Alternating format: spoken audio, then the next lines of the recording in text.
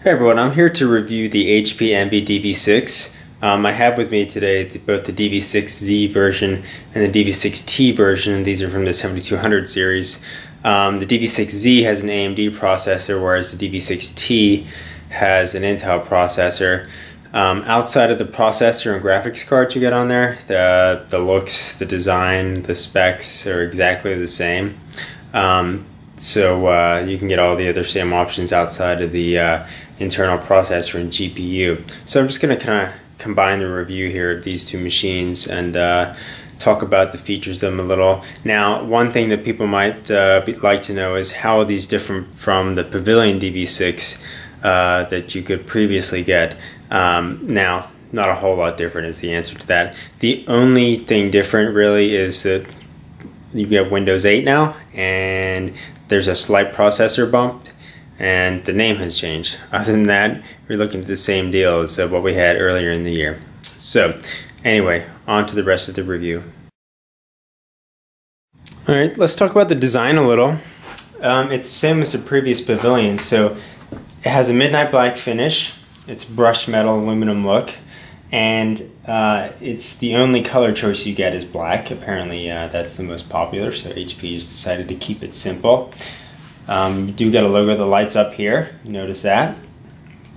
And then if I open up, you can see the rest of the laptop. Now I haven't peeled off the stickers on this thing yet, it's so new. So it says Envy dv6 up at the top right hand side, but it is covered with plastic that I still need to rip off. Again, you get midnight black finish on the inside. It's the same metal aluminum finish. You get a light on the power button here. Really, that's the only light you get on the keyboard area, although some of these keys do light up if you push them. So if I turn on wireless and whatnot, then you'll see that it's illuminated white. There is an option for a keyboard backlight. I do not have that on this particular model, but it's a nice look. You also notice there's a Beats Audio logo here to indicate you do have Beats Audio on board. On the bottom, you get a Beats speaker here, subwoofer, and again, the bottom is made of a rigid material. It is metal on the bottom as well. And just look at the back here. You have kind of your hinges and a small fan, and then again on the left you have a fan. So overall, it's a really solid notebook. It doesn't have much flex to it. Let me see if I just kind of try and twist the screen a little. It does twist a little bit, but that's kind of what you expect. If I push it on the back, you do get a little bit of ripple there. So there could be some more support, I suppose. This is kind of fairly typical of laptops, but laptops with more support on the lid do prevent that ripple from occurring when you push in on the back. So I'd say this is a medium to above average quality build for a laptop. Now you get a couple of different options for the screen with the dv6. So you get either a 1920 by 1080 Full HD screen option or the default 1366 by 768 resolution glossy screen. The 1920 by 1080 screen is highly recommended. It's much nicer. The colors are more true on it, and the viewing angles are great. So let me just tilt the screen back. So on the left hand side right here is my 1920 by 1080 screen. And then on the right hand side I have the 1366 by 768 screen. So we just tilt these back, the screens, and you'll see that the colors hold more true on the higher resolution screen. If we bring the screen forward, you'll see again that the colors hold much more true at these wide viewing angles.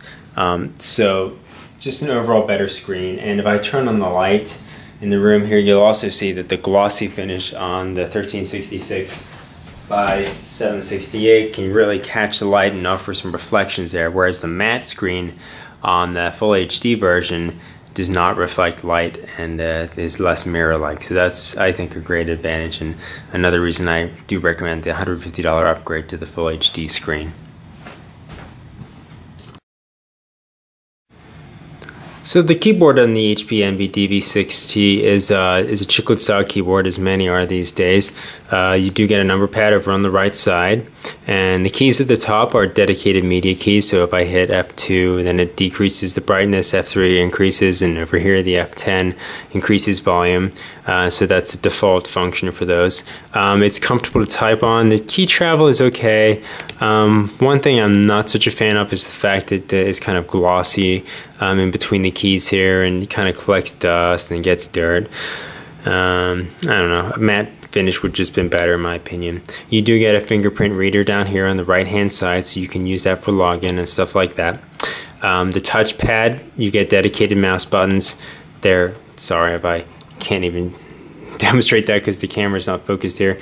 The buttons are right here, so left and right mouse click, dedicated buttons. One thing I don't like so much about them is that they're a soft touch. They don't really have much of a click to them, so it's just very slight click to register there. I prefer a button that goes in a little more, but the size of the touchpad is okay. It's still nowhere near, say, what you get in a MacBook or some other laptops these days, but so that makes it a little hard to do some of those Windows 8 gestures that are now built in. But you know, I think most people that are going to be using this at a desk will probably use a mouse anyway. Unfortunately, there's no touch screen option for input in the screen. That's one feature in Windows 8 that makes it easier to use. Using a mouse in Windows 8, frankly, is a little bit challenging. So if you haven't used Windows 8 and you're just going to be starting out using it, you might have some a learning curve and a few growing pains there. So anyway, overall, back to the keyboard. I think it's overall a decent keyboard and one that most people will like. But if you're super picky, then there are some aspects that you might not like as much. Now, the nice thing about the dv6t-7200 is the fact that it's really customizable on hp.com. So you can get kind of a budget configuration for $799, or you can get a real high-end configuration for over $1,000. So I got kind of a middle-of-the-road deal. So the processor I have is the starting out Core i7-3630QM. So that's a 2.4 gigahertz processor. Note, this is a bump over the Pavilion, so with this new Envy update, you actually get slightly faster processor speed options, which I guess is kind of nice. So that you're really not going to notice it a whole lot. You still get the same Nvidia 650M graphics card option, and that's what I actually got in here, though for some reason it's saying that I have graphics Intel HD 4000. For whatever reason, it's not registering the Nvidia 650M right now. So the Nvidia 650 graphics card can definitely help you do some gaming. You could play pretty much any modern game, at least on medium settings and most likely high settings. The base configuration of RAM is 8 gigabytes, so you can upgrade to 16, and it's cheaper to do that aftermarket. So I do recommend just going with the 8 gig and then upgrading to 16 later on. It's easy to upgrade. Opening the laptop at the bottom just takes one screw to be removed, and then you pull it out and you can access all the different slots of RAM. You can get an SSD cache. I did not get that. It's a $50 upgrade. That just kind of helps out with boot up speed and caching of some applications. You could also go ahead and put an SSD in there yourself, or I believe on HP they give you the option to upgrade to SSD for faster speeds, but it's kind of a rip-off, so I would just recommend most people doing that aftermarket. As far as other performance concerns, that's really it. So I would recommend, if you're configuring this, to go with the Nvidia 650 card if you care anything about gaming. I don't think upgrading the processor really helps a whole lot for most people, so I would just recommend sticking with that. And the SSD cache is nice to have, but I wouldn't say it's completely unnecessary. If you think that you would like a faster boot up speed and you've got an extra $50, sure, go ahead. Outside of that, you know, the other stuff like the screen resolution options really don't affect performance too much. Although that said, if you're a gamer, you know that full HD, playing a game in full HD is going to be more demanding than if you're just playing it in regular HD, HD. So that could have an effect on performance, unfortunately negatively. But for most people, I think you're going to want to go with a full HD screen. It's just a nicer screen overall. So that's really all I got on performance. And maybe run some benchmarks here just to demonstrate how the 3D works on it. For those of you that are familiar with 3D Mark suite of benchmarks, I've just got 3D Mark 11 running here to give you kind of an idea for how the frame rates are and how smooth the graphics rendering is. So I do have the 1366 by 768 screen here, and this is just running the performance edition of 3D Mark 11. So I mean, overall the graphics are smooth, and if you do some gaming, you're going to get this same kind of fluid feel. So with the Nvidia 650M graphics, you shouldn't have any problem doing any gaming or running any intense 3D applications such as AutoCAD or any of those types of applications you might be running. Now, I did mention I had the dv6t-7200 on hand as well, and I just wanted to talk about the performance of the AMD versus Intel version. Now, generally with the Intel version, if you choose a high-end configuration, includes Core i7, quad-core, and Nvidia 650M graphics, you're going to get a more powerful configuration that you can get with the dv6t-7200 version. However, you do get a cheaper price on the dv6z, so that's one reason to go with the AMD version. Also, if you know what you're doing with the AMD machines and you know how to tweak some of the graphic settings and do crossfire and stuff like that, you can get performance that rivals the Intel. So what I'll say is, if you just want good performance out of the box, I would go with an Intel machine. If you know how to download the right drivers, maybe tweak some settings, and just know what you're doing in general, then you can buy a budget configuration AMD version of the DV6 and actually get really good performance that rivals the Intel. So, you know, that said, I think if you get an AMD A10 and you just want it for everyday use, you're going to have performance is just fine. It's going to meet all your needs. If you're a gamer and you really want intense graphics, then you know, I think the Nvidia 650M is a good choice to go with, but if you know how to tweak some settings, then certainly you can get a budget level AMD version and get very good performance as well. Okay, I just wanted to test out the heat and the noise of this laptop and give you an example of how hot it gets. So right now I've been running this 3D Mark benchmark for a little while, and it's getting up to 87 on the left side near where the heat vent is. The left palm rest is at 82F. The right palm rest, 75 or so. In the middle of the keyboard, 84. So really not too bad. This benchmark's been running for about 10 minutes now. As far as noise, let's kind of go in here where the vent is and see if you can hear it a little better. It's not too loud. So, I mean, if you have ambient noise, you probably won't hear it too much. And under regular usage, the fan does not get too loud. It's just when you're gaming or running a benchmark that it does get loud. So overall, not bad. And if you do gaming, you know it's just going to get a little bit noisier than if you're not doing any gaming. And it'll also warm up more around the 80 or so. If you're not doing any gaming, the temperature should stay around the mid-70s. Okay, let's take a look around the ports you get on the DV6. Starting on the left side, you have a VGA monitor out, HDMI, then Ethernet port, which is kind of hidden behind this little flap here, so it's protected.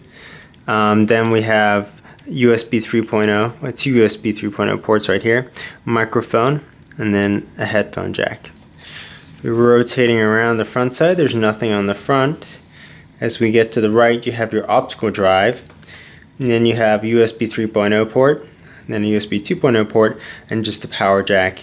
And then on the back, there are no ports. So overall, pretty good selection there. I think you have everything you really need.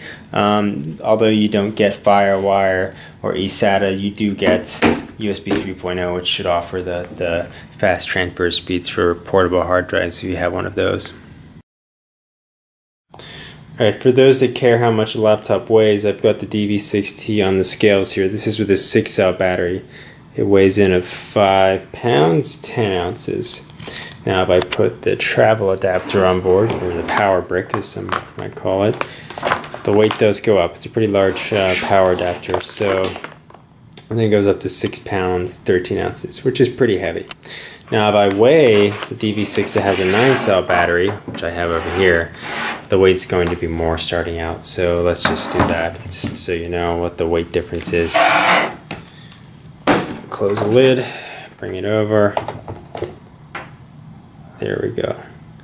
5 pounds, almost 13 ounces for the when you have the 9-cell and without the power adapter there. So close to 6 pounds, which is pretty heavy for a 15.6-inch screen laptop.